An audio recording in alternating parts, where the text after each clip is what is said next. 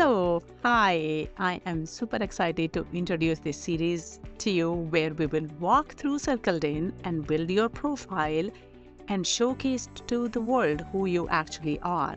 So, in this series of 10 videos and vlogs, you can work at your own pace, but my goal is to work with you and go through one part of the platform and help you create that profile. So, let's get started.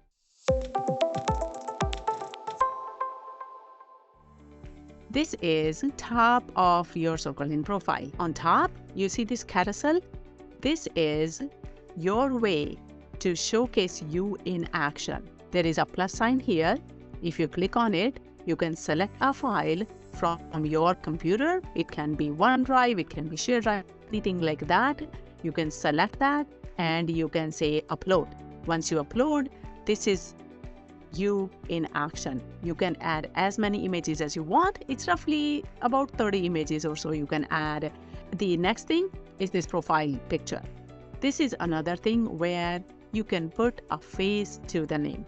Again, select an image that showcases you. Just pick the picture that shows you, and so recruiters can put a face to the name. And the next part is this Who Am I section.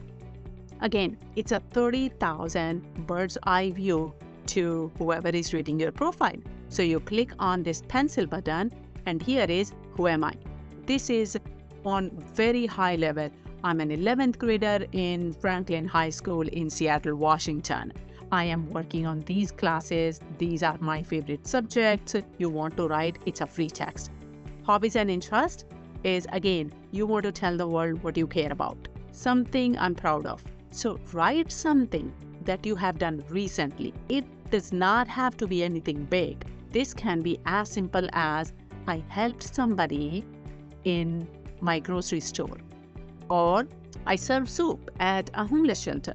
Whatever your passion is, whatever you're proud of, tell that to the world and then just hit save and you are good to go. Other quick tip before I let you go is these example profiles.